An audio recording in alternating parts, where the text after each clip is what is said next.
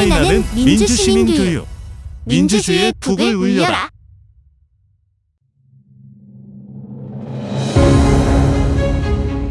차이나는 민주시민교육, 민주주의 북을 울려라! 예, 오늘은 세 번째 편입니다. 예, 인권편이죠. 오늘 인권편에서는 2022년 올해에 출간된 책입니다. 상처는 언젠가 말을 한다입니다. 오늘 저자이신 우리 박내군 선생님을 모시고 진행하겠는데요. 먼저 저자 박내군 선생님을 소개해 드리겠습니다. 예, 안녕하십니까. 예, 상처는 언젠가 말을 한다. 이 책을 쓴 4.16재단 상임이사로 일하고 있는 박내군입니다. 이야기를 함께 도와주실 패널이십니다. 우리 대종광역시 인권센터의 황성미 사무처장님이신데요. 직접 또 소개를 부탁드리겠습니다. 네, 반갑습니다. 대전광역시 인권센터 사무처장 황성미입니다. 패널로 초대해 주셔서 너무너무 감사합니다. 네, 책을 통해서 이제 인권 이야기를 좀 하게 되는데요. 제목에서 보다시피 아픈 곳, 또 이 땅 한반도에서 상처가 깊은 여러 곳을 좀 다녀오셨어요. 차례를 보면 상처 입은 장소가 이렇게 많은가 좀 이런 생각도 들었습니다. 훨씬 더 많죠. 네네. 그러면서 첫 장소가 이제 동학혁명의 장소였어요. 그 첫 장소로서 동학혁명 장소로 꼽았던 그런 이유가 있는가요? 예. 그 인권이 이제 근대와 함께 시작이 되잖아요. 그 전에도 뭐 인권의 단초가 되는 어떤 사상이라든지 이런 것들이 있었지만 실제는 이제 근대 자본주의와 함께 이제 탄생하고 발전해오고 한 게 인권인데, 그러면 이제 우리나라는 언제부터 그러면 그 근대가 시작이 됐고 인권이 시작이 됐을까? 이거에 대한 의문이 좀 있었습니다. 그래서 이렇게 추적 따라 들어가다 보니까 예전에는 우리가 이제 1948년 대한민국 헌법 업적일 때 그때 이제 그 서양에서 이식된 그런 그 인권론, 이게 이제 우리가 이렇게 수입이 됐다 이렇게 이제 배웠던 것 같아요. 근데 이제 그러면 이제 그때 일제 강점기 때 이렇게 싸웠던 이런 것들은 그런 인권이 아닐까? 아니 또 그 전에 또 있을 수도 있는데 뭐 이런 것들을 의문을 갖고 이제 추적하다 보니까 대학 동학에서부터 시작이 됐다고 보는 게 좋겠다. 그때 역사학자들도 이 근대 시점을 어디서부터 볼 거냐 이런 거 갖고 논란이 좀 있더라고요. 근데 대충 남들은 뭐라고 그러지 뭐지 모르지만 제가 보기에는 그럴 수 있다. 왜냐하면 이제 개인의 탄생을 하거든요. 그 전에 이제 신문제 질서라든지 토지에 이렇게 뭐 결박돼 있다고 그러죠. 그럴 정도로 이제 그랬던 데서 이제 개인이라고 하는 게 이제 등장하게 되고, 그리고 또 종교로부터 또 이렇게 좀 어느 정도 이완이 되기 시작한 때, 이때가 이제 조선 말인데 조선 19세기 그때 동학으로부터 시작되는 거 아닌가 해서 동학을 쭉 찾아보게 되는데 대충 제 짐작이 맞은 거 아닌가 현장을 답사하면서 이런 생각이 많이 들었습니다. 그럼 황토현에서부터 공주 우금티도 다녀오셨었고, 그다음에 또 어느 지역을 좀 다녀오셨고? 그러니까 전북 지역은 거의 다 이제 훑었었고요. 아주 세세하게 다 못 세세하게는 다 못 가봤지만 전북 지역은 많이 훑었고, 저쪽에 전남 쪽에 장성이라든지 이런 쪽도 좀 내려가 봤었고요. 그리고 저기 충북에 거기 어디죠? 음성 뭐 그런 보은.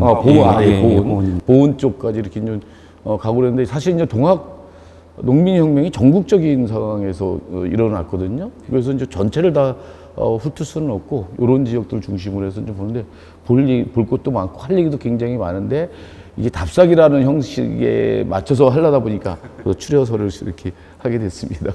네, 우리 황성미 사무처장님도 이번 민주주의 북을 울려라를 계기로 이 책 중에서 어느 부분이 조금 많이 좀 인상에 남으신지요? 우선은 이 책을 읽으면서 저 스스로 이제 센터에서 인권운동을 한다고 하고는 있지만 너무 부끄러웠어요, 사실은. 왜냐하면 저는 사실은 지역에 국한되어 있는 그냥 제가 가지고 있는 사업에만 너무 매몰되어 있고, 난 너무 우물한 개구리였나? 라는 좀 스스로의 반성? 이런 것도 좀 그 책을 통해서 좀 많이 자극을 받았고, 그 과정에서 저는 대전 지역 안에서만 되게 국한되게 활동을 하고 있는데, 우리 박내군 선생님은 어떻게 보면 지역이 되게 전국적이시잖아요. 저는 이제 그렇게 느꼈거든요. 예전에 이제 광주에서 활동하셨던 것도 얘기를 이제 들었었고, 그래가지고 과연 이제 지역 활동가로서 전 그런 의문이 든 거예요. 언제부터 이 전국의 전체를 인권의 전 영역에 대한 부분들을 관심을 갖게 되셨는지, 혹시 계기가 있으셨는지, 저는 아직 그런 계기가 없다 보니까, 아직 대전에 국한되어 있다 보니까. 저는 이제 이게 인권운동을 시작한 게 88년부터이거든요. 제가 이제 유가족이 되고, 이게 동생이 이제 분실해서 죽고 그러잖아요. 그래서 유가족이 되고, 그래서 육아협 활동을 하면서 처음 만난 사건이 의문사였어요.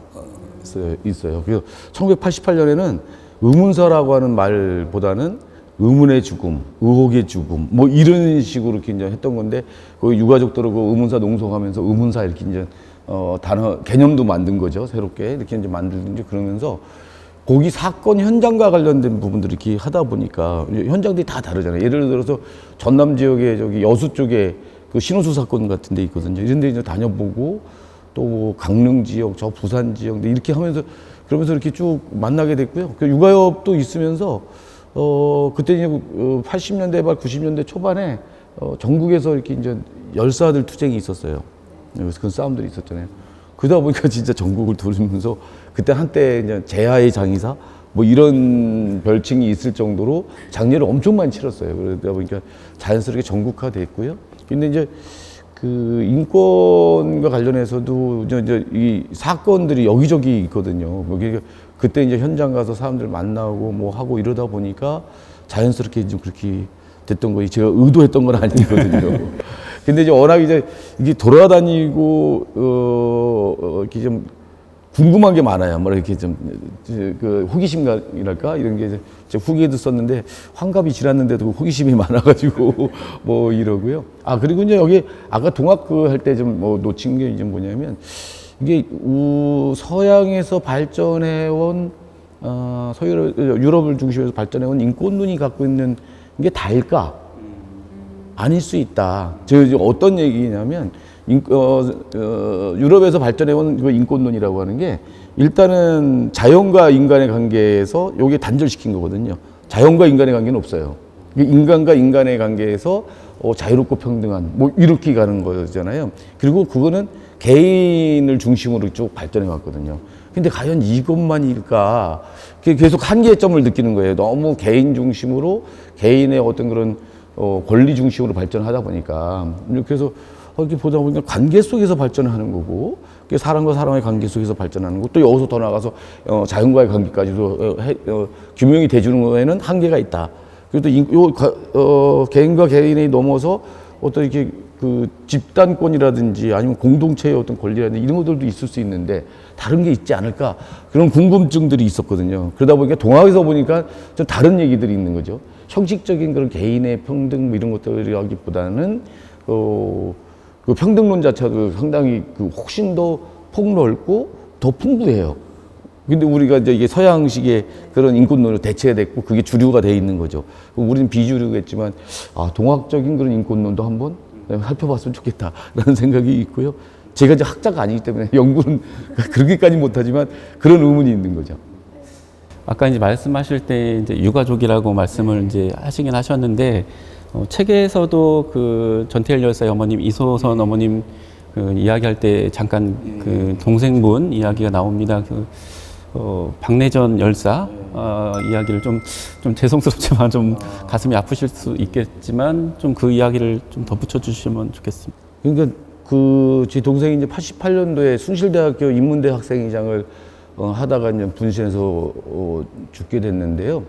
그때 88년도에 이제 그 강주 학살 원흉 처단 이런 것들을 중심으로 얘기를 했어요. 그래서 이제 87년 6월 항쟁 끝나고 났는데 다시 노태우가 집권한 것을 제 동생은 그거를 도저히 용납할 수 없는 거죠. 학살 원흉이 대통령의 권좌에 올라가 있다고 하는 것들 그리고 이게 정치적인 타협에 의해 갖고 대충 무마되는 식으로 이렇게 넘어갈 것에 대한 경계 이런 것들을 굉장히 많이 고민을 했던 것 같아요. 우리 이제 제 동생이나 이제 80년대 그때 학생운동하고 그랬던 사람들은 사실 광주에 대한 어떤 이런 부채감 이런 것들이 굉장히 컸잖아요. 그런 것들 때문에 운동하고 그랬는데 제 동생은 그게 더 더 컸었던 것 같고요.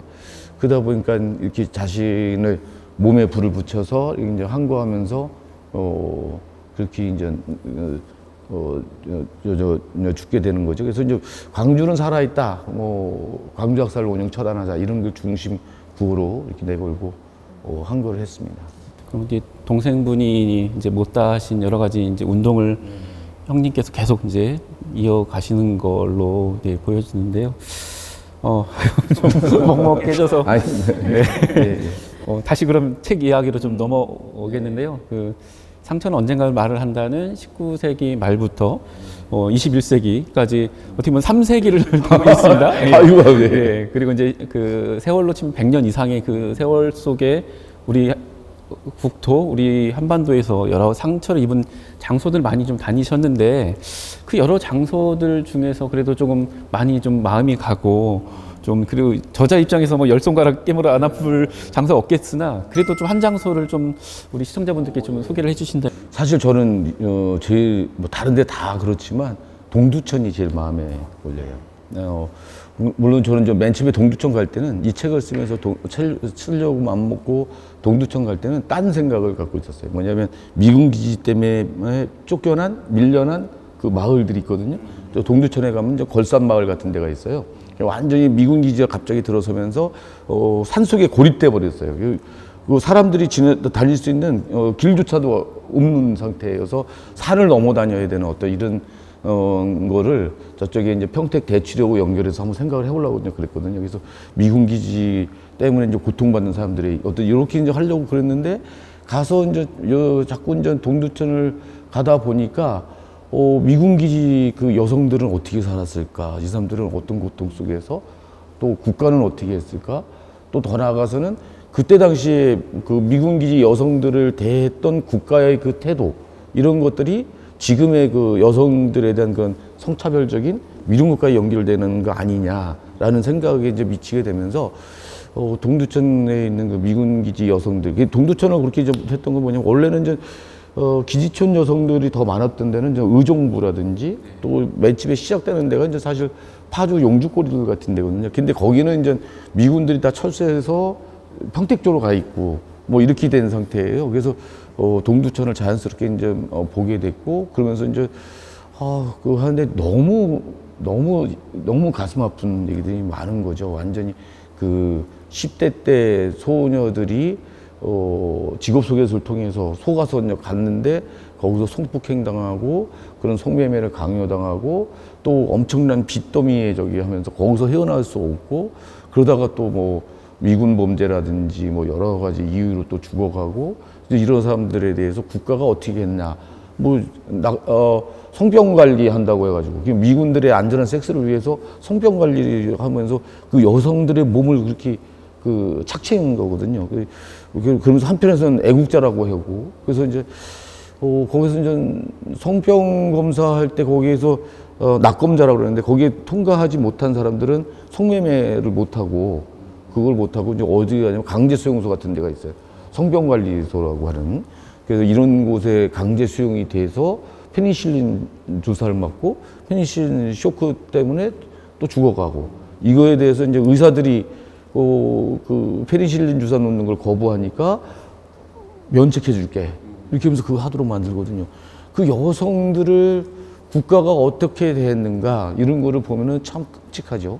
그리고 이게 거기만 그런 게 아니라 사실 노동 현장에서 우리가 전태일 열사가 그때 분신할 때도 그 청계천의 그 평화시장의 그런 시다들을 보면서 그렇게 됐던 거 아닙니까? 그러니까 10대 소녀들, 뭐 기껏해야 20대 초반의 그런 소녀들을 장시간 노동을 통해서 또 저임금 장시간 노동을 통해서 완전히 그 과도한 노동 착취를 한 거거든요.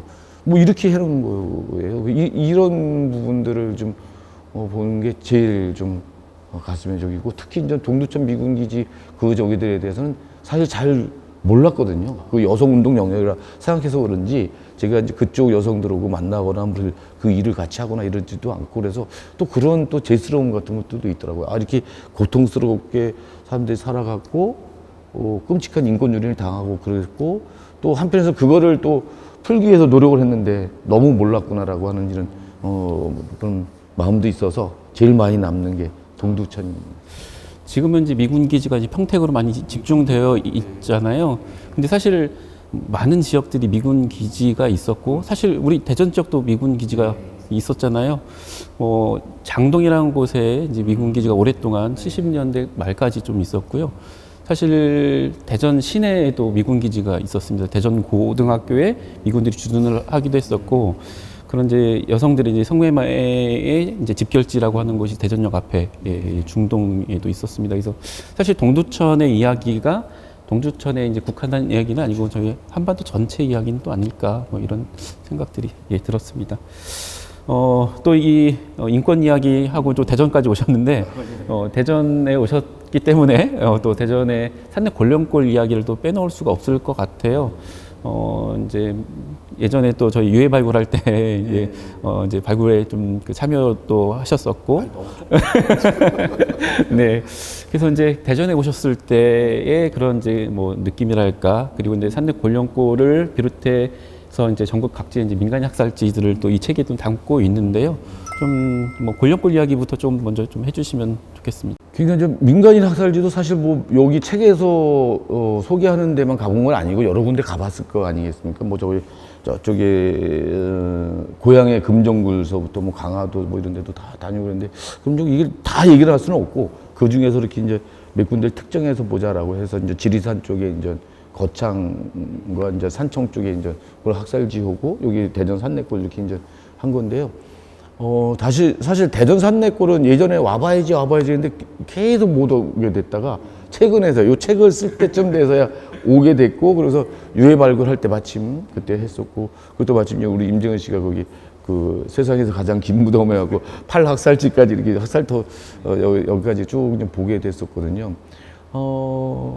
그런데 사실 이제 지금까지 드러난 것 중에 가장 대량으로 끔찍하게 저질러졌던 이런 건데, 저는 이제 그 뒤에도 참 문제인 거예요. 이제 학살을 하고 그 학살자들은 떠났을 건데 그 안에서 어떤 또 그 위에서 유골이 발견되면 유골을 캐내면서 거기서 또 농사를 짓고 또 그걸 또 사람들이 또 사 먹고 이런 게 너무 우리가 그런 거잖아요. 근데 이게 그러면 그 대전 산내골만 그랬을까? 예를 들어서 서울에서도 학살이 일어났는데 서울에서는 그런 한국 전쟁 시기에 민간인 학살터라고 하는 데가 공식적으로 없어요, 그죠?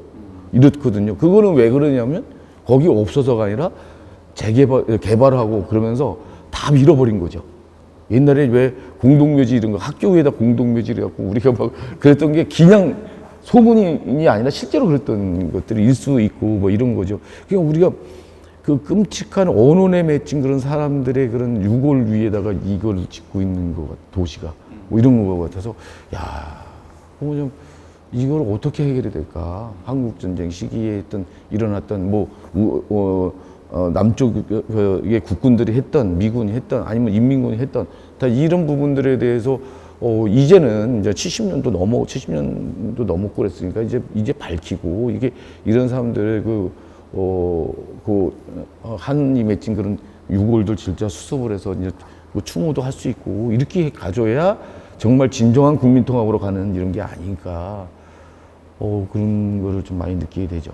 그 산내골에 가서 다른 때는 게도 이렇게 그게 굉장히 크고 뭐 이렇게 끔찍한 게, 그게 이제 장소라고 하는 게 그러잖아요. 이게 이제 과거의 일이고 또는 사람들이 말을 통해서 아니면 자료를 통해서 봤던 이런 것들이 장소에 가면 더 실감나게 느껴지잖아요. 또 구체적으로 느껴지고 이런 거예요. 그래서 산내골 거기서 이렇게 유해 발굴할 때 보면 이렇게 지층이 이렇게 있잖아요.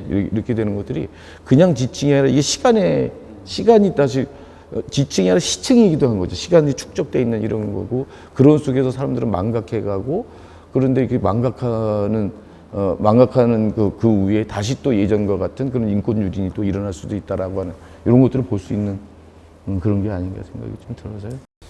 이 책이 몇 월 달에 나왔죠? 3월 달에 나왔어요. 이 대통령식이 막판에 나왔어요. 그 대통령 선거 막판에 좀 나중에 내면 안 되겠냐? 문제는 제가 원고를 늦게 줘서 출판사에. 그래서 이때 한 건데, 출판사는 그 작업 공정대로 하다 보니까 이렇게 한 건데, 야, 대통령 선거 때문에 이게 누구 관심도 못 가겠는데 대통령 선거 끝나고 하는 게 좋지 않겠냐 그랬더니 상관없대. 그랬더니 안 나가요, 책이. 아, 그래요? 아니, 왜냐면 제가 왜 몇 월 달 나왔냐고 여쭤본 게 올해에, 그러니까 대전 지역 말고 다른 지역에서 산내 골령골을 찾아주시는 분들이 많이 늘었어요. 그래서 혹시 이 책의 영향은 아닐까? 좀 그런 생각이 들었는데, 그렇군요. 그래도 그 이 책을 보고 오신 분들이 계시겠죠. 그래서 저희는 대전 시민으로서 이 책이 참 감사하고 예, 그랬습니다.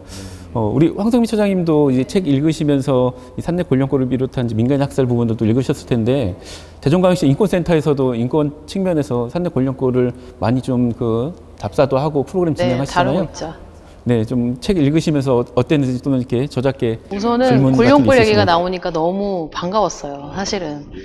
저도 사실은 대전에서 오랫동안 살았고 활동도 많이 했고 했지만 인권센터에 나오기 직전까지는 사실은 골령골에 대한 이야기들을 그냥 아름아름 알았지 이렇게 깊이까지는 알지 못했던 것 같아요. 그래서 저는 이제 센터에 나오면서 대전 안에서 우리가 어떤 이야기들을 시민들과 인권에 대한 이야기들을 할 수 있을까, 저희 이제 활동가들하고 이야기를 하다가 골령골에 대한 이야기를 이제 임재근 소장님을 통해서 접하게 됐고, 그 과정에서 너무 대전 시민인데 내가 이걸 몰랐다니 너무 그 부분이 참 부끄러웠어요. 그래서 그러면 대전시를 대표하는 인권센터가 이 골령골에 대한 이야기들을 계속 해야 되겠다 라는 게 좀 저희 내부적으로 활동가들하고 나눈 이야기들이었고, 그래서 그 뒤에 이제 의지를 가지고 이제 골령골에 대한 이야기도 하고, 저희 이제 뭐 페스티벌 할 때 부스를 구성해서 운영하기도 하고 뭐 현장 체험을 구성하기도 하고 했는데, 너무 안타까웠던 게 생각보다 대전 시민들이 엄청 많은데도 불구하고 골령골 이야기를 모르시는 분들이 너무 많으신 거예요. 네, 그래서 센터가 이거를 이제는 정말 이렇게 하나의 맥으로 가지고 가야 되겠다, 이런 이제 좀 다짐을 하게 됐고, 그래서 이제 역사 현장 안에서의 인권을 해설할 수 있는 이제 해설사도 그래서 양성을 하게 된 거고, 네, 이제 많이 도움을 주시긴 했지만, 그래서 그냥 이런 일이 있었다가 아니고 이 안에서의 어떤 인권 유린이나 인권 침해적인 부분들이 어떻게 발생했는지에 대한 이야기를 시민들하고 해야 되겠다라고 해서 시작을 했던 거고, 제가 첫 특강 할 때가 생각이 나요. 제가 임재근 소장님을 모시고 이제 한국전쟁 관련된 얘기도 하고 골령골 관련된 이야기들을 하는 이제 특강들을 기획을 했었는데, 저희는 이 지역에 이런 그 인권 침해를 하고 우리가 기억해야 될 장소가 있다라고 오픈을 했을 때 엄청 많은 시민들이 참여하겠구나. 이런 그 저희들만의 그런 기대치가 있었던 거예요. 그래서 이게 너무 우리가 강의실을 너무 작은 거 빌린 거 아니야? 막 이렇게 할 정도로 그런 좀 이제 착각 아닌 착각에 시작을 했는데, 생각보다 너무 이 골령골 이야기를 그러니까 골령골이 대전인지도 모르시는 분들도 많으셨고, 왜 이 이야기를 굳이 해야 되느냐, 이거는 그냥 과거사일 뿐이다라고 이야기하시는 경우들도 너무 많으셨어요. 그래서 그때 한번 현타가 왔었고요.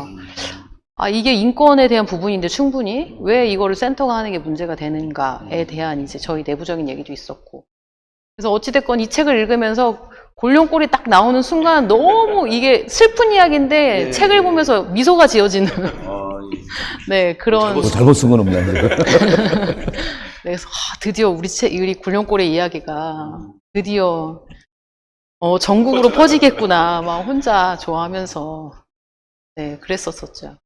근데 한국전쟁 시기 그 민간인 학살터 하면은 여기가 대표적이지 않아요? 그러니까 그렇게 알려지기 시작한 지가 이제 얼마 되지 않았고요. 그 과정 속에서 대전 시민들조차도 많이 이제 외면당하고 이제 기억에서 인식되지 못했던 장소였었습니다. 그러다가 2015년 유해 발굴이 민간 차원에 시작됐고, 그래서 국가 차원의 이제 국가 차원 유해 발굴을 촉구한 끝에 2000년도에 이제 본격 발굴이 됐잖아요. 그러면서 조금씩 많이 알려지게 이제 되었던 거죠. 근데 아직도 우리 시민들이 많은 부분 이제 모르시는 분들이 많아서 저도 또한 이 책에 산내 골령골 이야기가 들어갔다는 게 저도 되게 이제 많이 반가운 마음이 함께 있었습니다. 예. 근데 질문은 없으세요? 궁금한 것은 이제 지역에 어떻게 보면 아까 이제 최대의 민간 학살지가 대전이다라고 이야기를 하셨는데, 사실은 이게 아까 임재근 소장님 얘기하셨듯이 이렇게 뭐 이제 뭐 영도 그 노근이처럼 막 이렇게 뭐 공원도 조성되어 있고 뭐 박물관도 되어 있고 뭐 이렇지는 않았어요. 그러니까 사실은 저도 센터 나오기 전까지는 그 산내골룡골을 발굴하기 전까지는 그냥 뭐 사진에서 보시면 아시겠지만 그냥 넓은 잔디에 건물 하나 정도 있는 공간이었기 때문에 전혀 이 공간이 인간인 학살지라는 생각을 전혀 못 했었어요. 근데 이게 대전 말고도 골룡골도 이제 유해 발굴을 시작하면서 여기가 그렇다라고 이제 그 기억되고 이제 막 인식되고 그랬는데 아마 전국에도 학살지 부분이 막 잘 되어 있거나 이렇지는 않을 것 그렇진 같아요. 않습니다. 네네. 그렇지 않아요. 예. 네. 그래서 다른 지역들은 어떤 상황인지 제가 좀 궁금하기도 하고. 일부 지역에서는 그 거창에 이제 추모공원 정도, 거창과 산청 함양 두 군데는 이제 추모공원이 있어요. 이렇게 추모공원도 있고 했는데 그 외에는 별로 없죠. 그리고 이제 기껏해야 이제 여기가 그 학살이 일어났었던 데라고 하는 그런 추모비 같은 경우 이런 거가 돼 있고 하는 거지. 그렇게 전쟁 시기에 민간인 학살을 추모하는 이런 대대적인 어떤 이런 거는 아직 안 되고 있는 상황입니다. 근데 이게 동학 같은 경우도 지금 이게 공식적으로 인정되는 데까지 110년 걸렸거든요. 그리고 특별법이 이제 그 뒤에 이제 만들어져서 110년, 120년 되면서 이제 동학에 대한 기념 사업들이 이제 되는 거거든요. 근데 거기 기념 사업들이 너무 또 이렇게 무분별하게 경쟁적으로 하다 보니까 그것도 참 문제인 거거든요. 그럼 이제 그렇게 가면 좀 안 될 것 같고, 만약에 이제 그 대전 그 골룡골 저기 하면 그 원형의 모습들을 보여주면서도, 그러면서도 사람들이 거기서 느끼게끔 만들어야 되거든요. 뭐 이렇게, 건물을 멋있게 짓는다고 다 좋은 게 아니고, 도리어 그런 공간들을 갖다 잡아버리면 사람들의 그런 그 마음의 여백 뭐 이런 것들이 없어지거든요. 그런 것들을 넘겨주면서 그거는 그 사람들의 옳은 사람들의 몫으로 남겨줘야 되는데 우린 뭐 하면 그냥 뭐 한다고 하면 특히 관에서 하는 걸 때는 뭐 큰 건물, 큰 조형물, 큰 뭐 위령탑 뭐 이렇게 가면 안 될 건데 임재원 선생님이 잘 아실 거라고 보는데 이제 그럴 거고요. 그래서 건물이나 뭐 이런 것들 조형물이나 이런 것들보다는 사람들이 한번 좋은 느낌을 갖고 다시 한번 오겠다 하는 마음이 들게끔 어떻게 이걸 기억하게 할까 이런 것들이 우리들 과제인 것 같아요.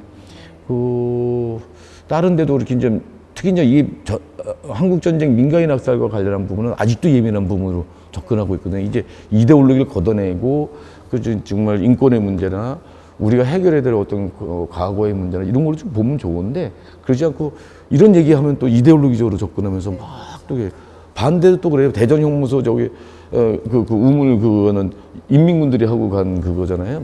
뭐 이걸 또 하는 건 또 어느 쪽에서는 또 그것도 왜 문제 삼냐 여기서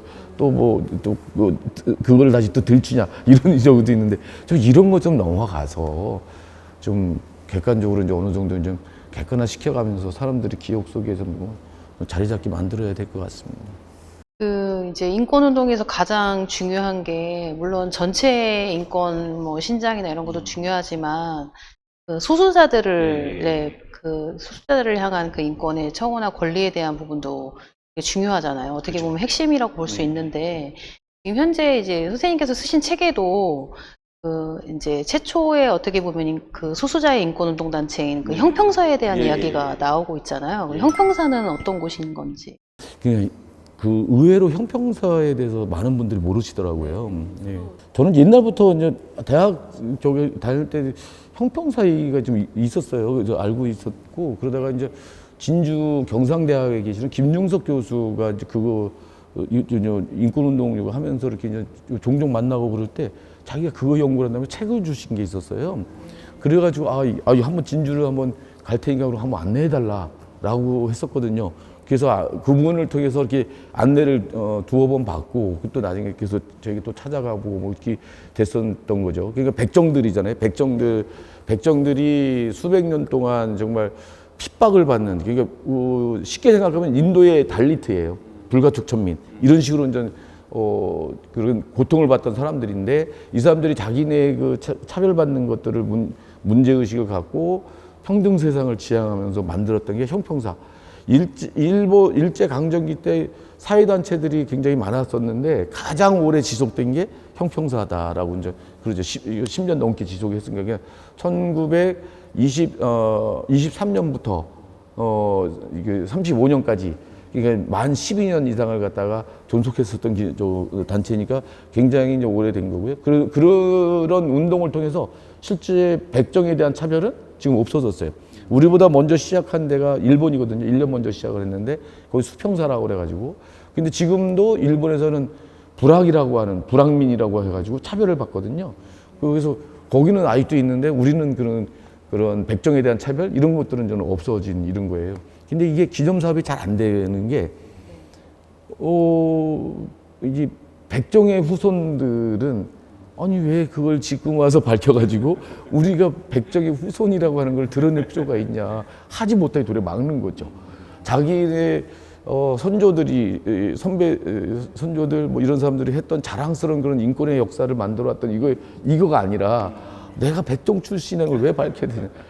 그러다 보니까 이 기념사업이나 이런 관심도나 이런 것들도 굉장히 달라요. 이제 별로 지자체도 관심이 없고 그러니까 형평운동 기념사업회가 있지만 그냥 진주 시민들끼리 이렇게 하는 거라서 되게 작은 단체가 뭘 하려고 하다 보니까 잘 되질 않는 거고 그래서 내년이 100년인데 형평사운동이 갖고 있었던 그런 의미 이런 것들을 좀 재조명하면서 이 우리나라의 그런 차별철폐운동 이런 거 연결하면서 이게 좀 갔으면 좋지 않을까. 사실은 이제 동학에서부터 이런 것들이 다 시작이 되는 거니 동학이 가장 저기했던 건 뭐냐면 여성도 또 그 아이들도 이런 백정들도 다 똑같이 하느님을 모신 소중한 존재라고 하는 거였잖아요. 이런 게 사실 그 동학이 한번 진압당한 걸로 끝나는 게 쭉 이어지거든요. 일제 강점기 때도 쭉 이어지는데 거기도 진주 형평사 같은 이런 저거들이 생겨나는데도 동학의 이 근원이 이렇게 있죠. 뭐 이런 것들도 같이 보면서 근데 우리도 아직 차별철폐운동이 차별금지법이 제정이 안 되고 있어요. 그래서 진주에 가서 이제 제가 책에도 썼지만 진주에 가서 진주교회가 동성예배를 했단 말이죠. 일반인인지 그러네. 평민들하고 이 백정들하고 이렇게 동성예배하는 거 할 때 그거를 실제로 실행해낸 거거든요. 그 반발을 누르면서 그 했는 그 선구자적인 역할을 했는데 거기 포괄적 차별금지법 제정 반대한다 이런 현수막을 보는 게 참 아이러니하죠. 그리고 자기네들은 그거를 자랑을 해요. 자기 동성 예배를 했던 거, 백정해방운동의 이제 그 선구적인 그런 경남 지역에서 인권과 교육, 여성 이쪽에 자기네들이 선구적인 역할을 했다고 하는 거를 자랑을 하면서 지금 포괄적 차별금지법을 반대한다고 그러니까 이거 참 그러죠. 씁쓸하죠. 그런 게 보면 이 교회가 좀 그렇게 돼 있어요. 그런 저들이.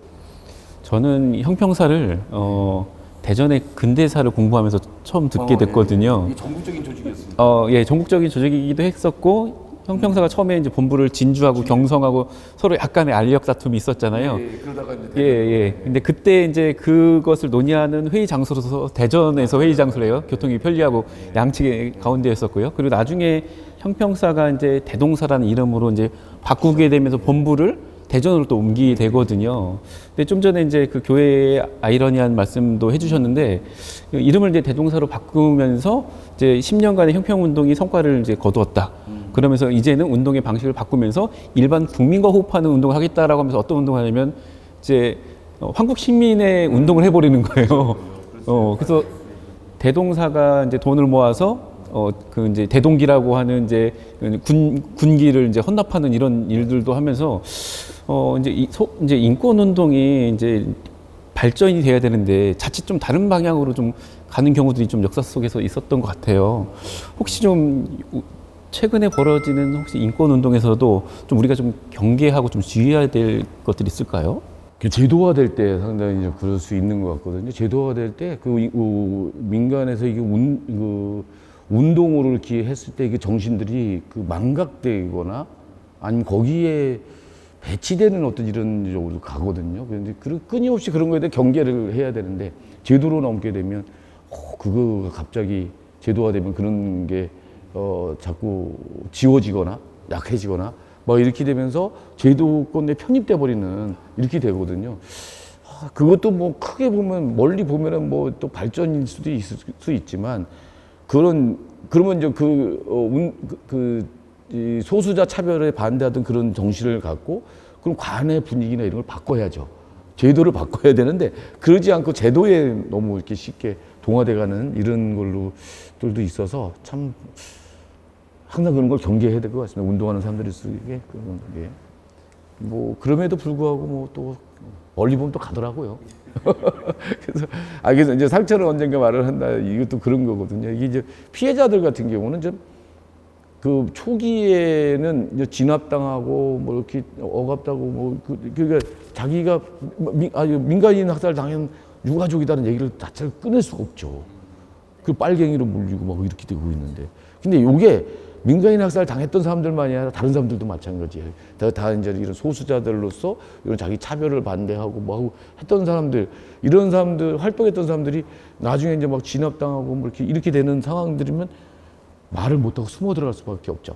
하지만 이 사람들이 자기들이 당했던 이런 억울함들이나 이런 부분들을 계속 그냥 숨겨놓고만 있는 게 아니라 때가 되면 이런 시가 가 되면 언제든지 말을 하는 거죠. 제주 4.3도 그랬고, 뭐 민간인 학살고 유가족들도 그랬고, 또 뭐 여기 아까 형제복전이나 또 미군 기지 미군 위안부들도 그런 거고, 자기의 상처 입은 거를 그대로 그냥 쌓고만 있지는 않더라. 그 말을 하는데 말하는 거 되게 중요하다.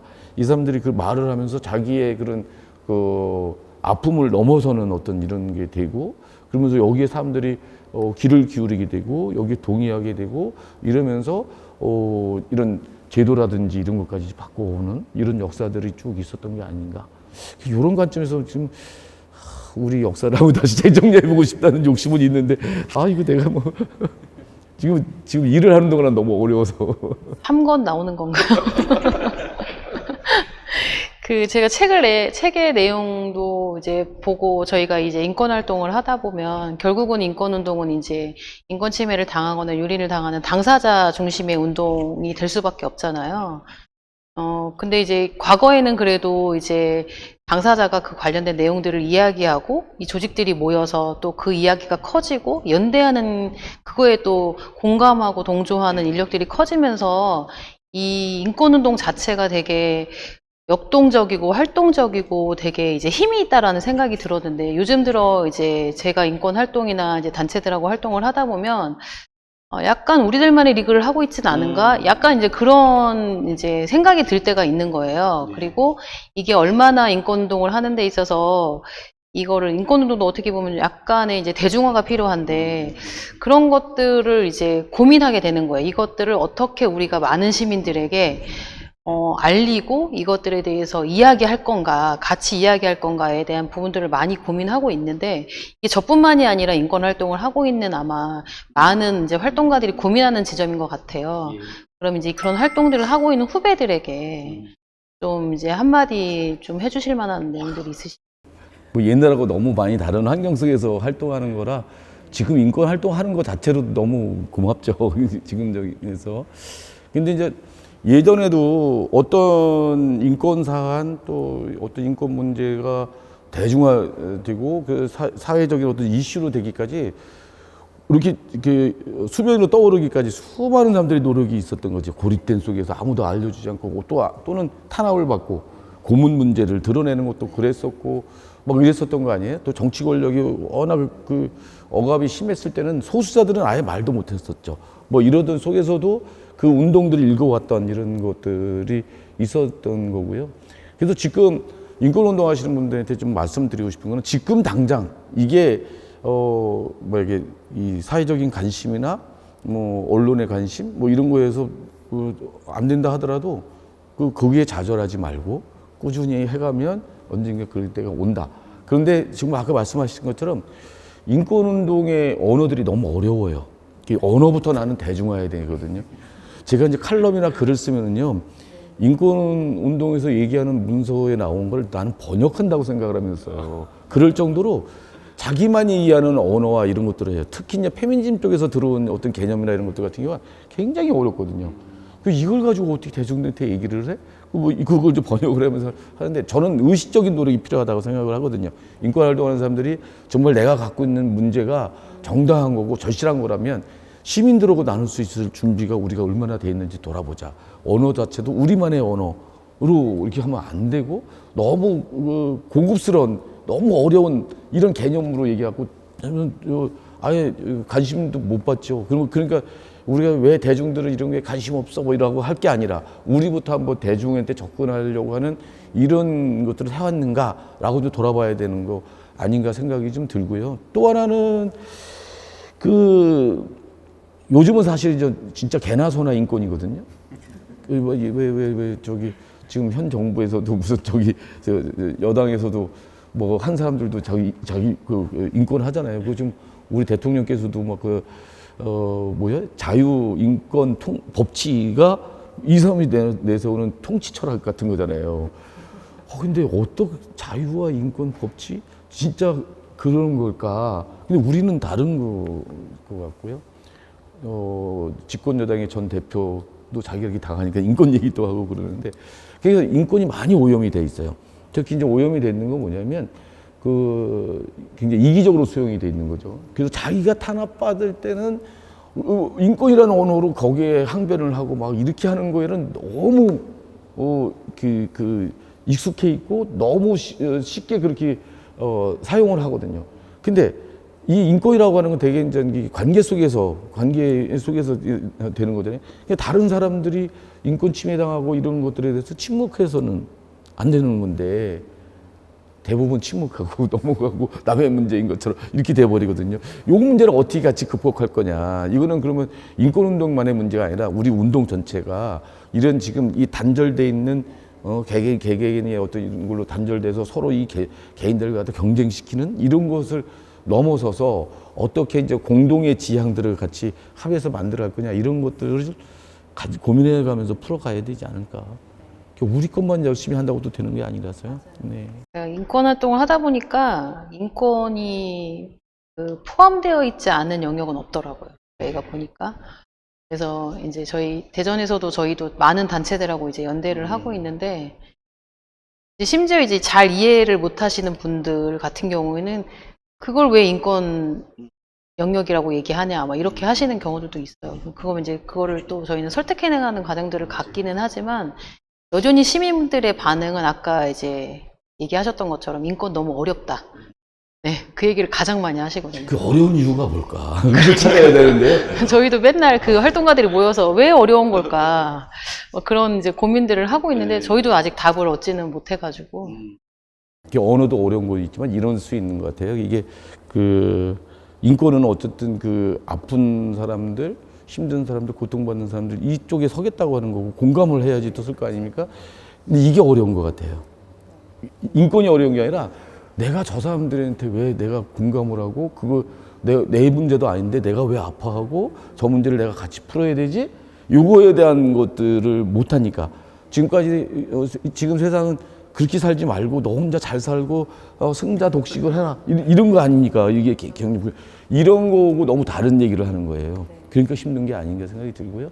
그런데 세계적으로도 이게 인권의 이제 태조기라고 이제 볼 수가 있는데요. 얼마 전에 이제 ILO에서 일하던 사람하고 만나서 그랬는데 지금 이제 국제사회에서도 민주주의, 인권 이런 얘기 안 한다는 거예요. 그거 제일 많이 하는 나라가 어딘 것 같아요? 중국이래요. 그러니까 중국식 민주주의, 중국식 인권 이건 아니잖아요. 그리고 다른 데는 별로 그런 얘기를 안 하는 거죠. 유럽이나 이런 데서 많이 했는데 그쪽에서는 자기네들 문제나 좀 걸쳐 있는 이런 것들이 있으니까 가급적 그런 얘기를 안 한다는 거죠. 그래서 이게 이제 전체적으로 보수화되고 퇴행화되는 어떤 이런 속에서 맞는 또 어려움일 수도 있어요. 예전에는 인권하면 그래도 모두가 이거가 내가 썩 마음에 안 들어도 반대는 못하고 뭐 이런다고 한다면 요즘은 혐오 정치가 뭐 너무 당연한 것처럼 이렇게 되니까 이런 속에서 요 어려운 시기를 어떻게 인권 활동가들이 슬기롭게 잘 버텨보도록 하겠습니다. 하지만 이럴 때수록 좀 길게 좀 보면서 갔으면 좋겠다. 길게 보면 언젠가 될 건 되더라. 여기 이소설 어머니한테 배운 건데요. 여기 언젠가 될 건 되고 이루어질 건 이루어진다. 그리고 이제 제가 이제 이런 책을 쓰면서 역사적인 어떤 이런 걸로 보면은 어쩌면 동학이 그때 주창했던 이런 부분들이 지금도 우리는 그 동학이 제시했던 그 평등 세상으로 가는 길 중에 좀 우리 있는 거일 수 있다고 좀 보여지거든요. 근데 그런 것들이 아주 작지만 이게 계속 가더라. 그래서 요즘에는 제가 이 역사는 어떻게 발전하는가를 고민하다 보니까 이 나선형으로 발전한다라고 하는 것 같고 좀 아닌 것 같아. 그래서 요즘에는 뭐라면 스위치백으로 발전한다. 왜 우리 서울에서 정동진 갈 때 태백산을 넘어가는데 예, 이렇게 가다가 이렇게 가잖아요. 그래서 어느 순간에 보면 뒤로 가는 것 같아요. 예, 그렇지만 앞으로 가는 거고 그러면서 이렇게 하면서 결국 그 산을 넘어서 정동진에 가서 해맞이를 하는 거잖아요. 뭐 이런 거 아니겠느냐 이런 생각을 가지면서 그러니까 힘들수록 좀 역사적인 어떤 것들을 좀 돌아보고 그런 속에서 좀 힘도 얻기도 하고 교훈도 찾기도 하고 뭐 이럴 수 있었던 것 같아요. 오늘 말씀 중에 말씀을 하셨던 것 같기도 하고 좀 전에도 말씀을 잠깐 하셨는데 이 책 제목이 상처는 언젠가 말을 한다예요. 뭐 언젠가는 말을 하겠지라는 건지 아니면 그 언젠가가 어떤 시점을 얘기하는 건지 이 책 제목과 관련돼서 이 언젠가라는 것은 어떤 의미인지 좀 궁금하거든요. 언젠가는 그렇게 딱 정해져 있는 건 같지는 않은데 이게 그 주체가 준비가 돼야 되고 그리고 객관적인 상황하고 맞아야 되는 것 같거든요.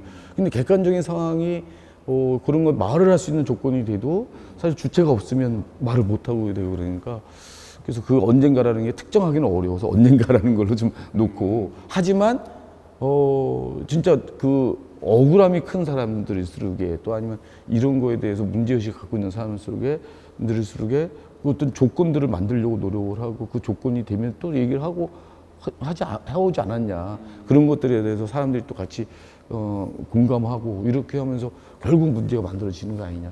예를 들어서 우리가 세월호 참사 때 많이 공감하고 많이 싸웠잖아요. 그 우리나라는 그 한때는 우리가 재난 참사 공화국, 참사 공화국이라고 할 정도로 재난 참사가 굉장히 많았단 말이죠. 뭐 산재 빼고라도.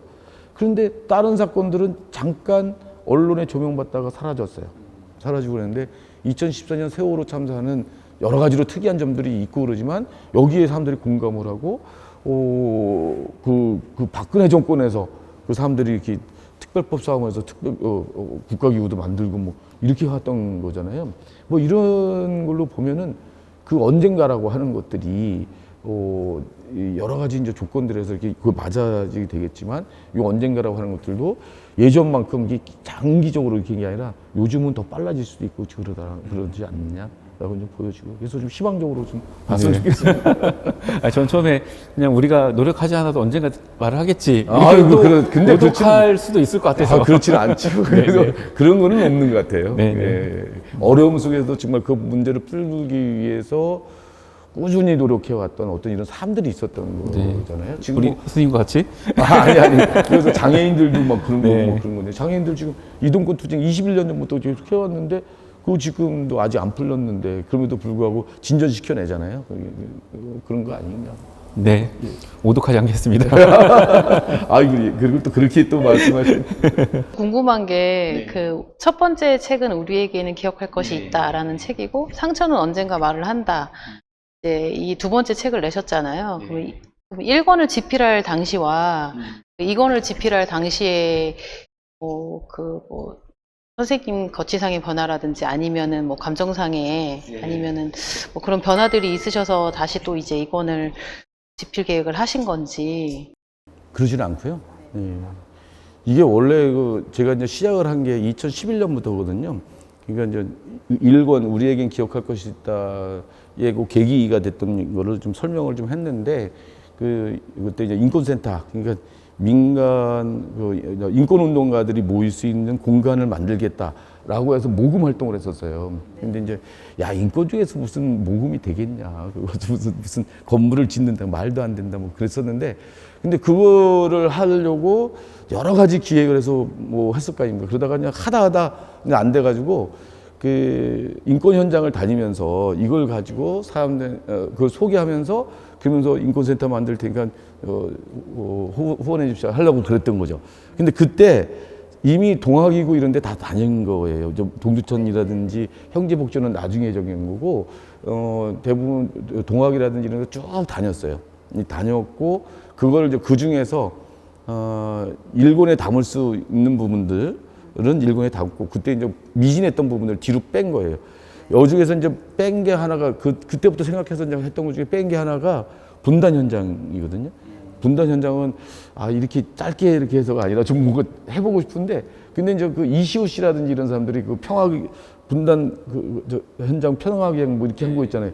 그거보다 잘 소개할 수 있을 것 같지도 않고, 또 그때 이제 문재인 정권 시절에는 남북 관계가 변화되면서 이게 분단 현장도 바뀔 것 같고 뭐 이래서 이제 그건 좀 여기도 못 담았거든요. 그래서 사실 11년도에 시작을 한 거다. 그래서 2014년 상반기까지 원고를 써서 출판사에 내기로 했었어요. 근데 세월호가 터져버렸어요. 그래서 이제 세월호 하느라고 또 못 쓰고 그러다가 2019년도에 더 이상 늦춰서는 안 되겠다 해가지고 이제 1권을 썼고, 그때 이제 1권 후기에 이제 보면은 곧 2권을 내겠다고 약속을 하거든요. 그 후기 쓰는 놈이 그거 쓰는 게 어딨냐. 출판사에서 반대했는데 써야 된다. 그래야 내가 다음 권 쓴다. 이래가지고 그걸 넣었어요. 그래서 그 2권을 이제 2년 만에 이제 이렇게 이제 써서 이제 내게 됐던 거인 거고요. 근데 이제 1권 쓸 때와 2권 쓸 때, 이게 1권과 2권이 이렇게 보면은요, 1권은 그래도, 우리 사회에서 그래도 이렇게 사람들이 그래도 알려져 있고 많이 찾아가는데, 하면 제주사사 하면, 이런 게 있고, 전쟁기념관 뭐 이렇게 있고, 서로 또, 안에까지 못 들어갔지만 가보기도 하고 이랬던 것들이 인 거죠. 그래서 사람들이 찾아갈 수 있는 그래도 친근한 이런 거였다고 한다면, 2권 같은 경우는 그런 거보다는 새롭게 어떤 길을 내야 될 곳, 이런 것들이죠. 동학 여기 현장 빼고, 또 천주교 순교성지 여기는 요거 2개 빼고는 나머지는 다 새로 길을 만들어서 가봐야 될 거 이런 게 아닌가 이렇게 좀 보여주고요. 그러니까 좀 더 2권이 더 어렵다고 생각하는 거예요, 사람들이. 이게 이제 그런 점들도 있고요. 근데 이제 저도 이제 인식이 이제 변화가 돼요. 그래서 처음에는 제일 적인 게 뭐냐면, 그 역사적인 현장에 가서 사람 얘기를 하자.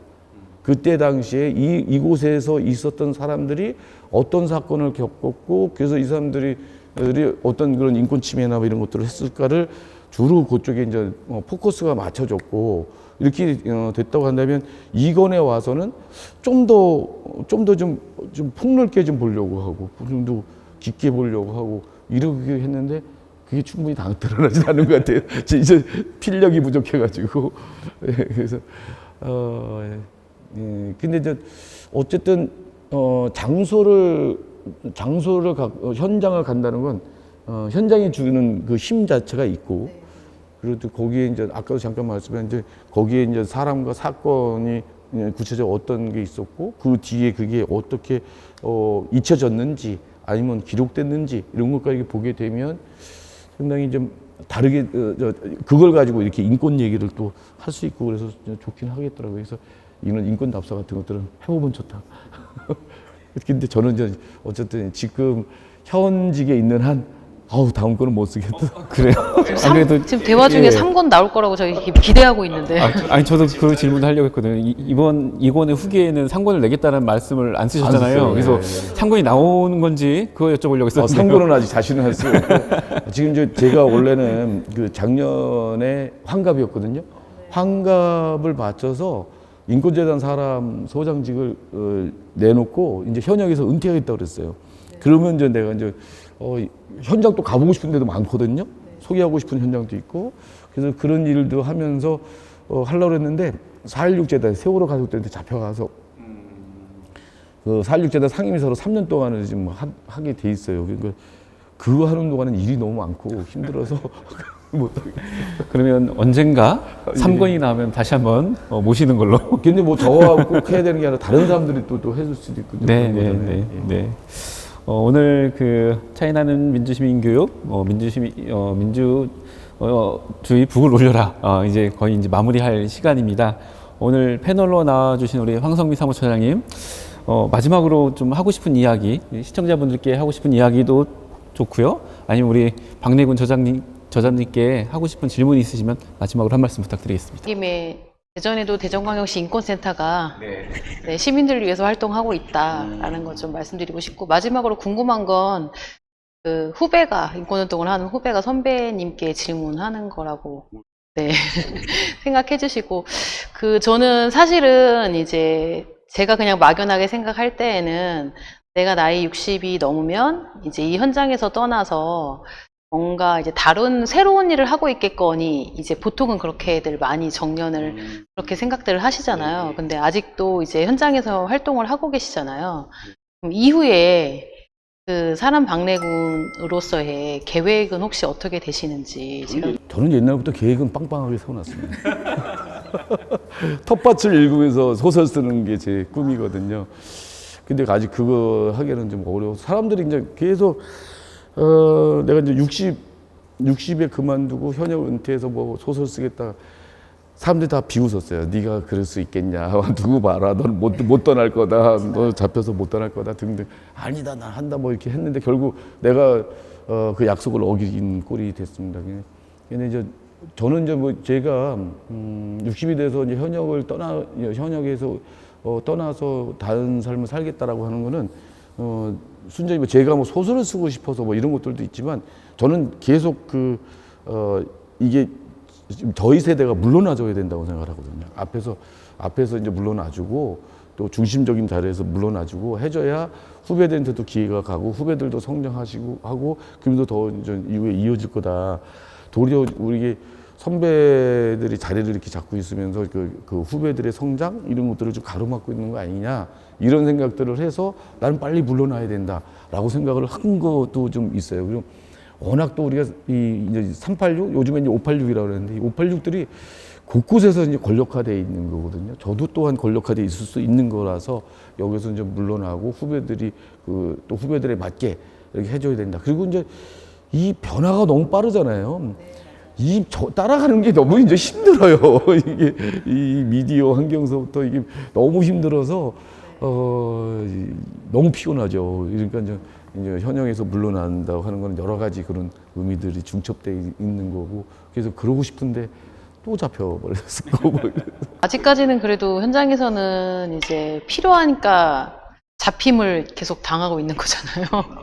그러니까 뭐 그런데 다 잘할 수 있어요. 후배님들이 잘할 수 있고 뭐 했는데. 예.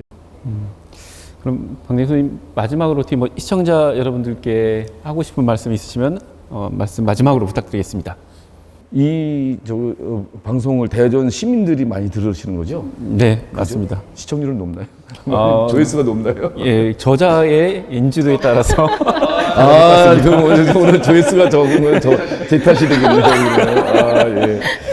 예, 대전 시민 여러분들, 또 아니면 뭐 대전 시민이 아니더라도 혹시 이 방송을 보게 되시는 분들이 계시다면 꼭 드리고 싶은 말씀은, 우리가 다른 사람이 당하는 고통이라고 해서 외면하지 말자. 그 다른 사람들이 당하는 고통을 외면할 때 내가 그 고통을 당할 수 있어요. 지금 사실 우리가 고통 당하고 있는데 자기가 인식을 못하는 거일 수도 또 있는 것들이잖아요.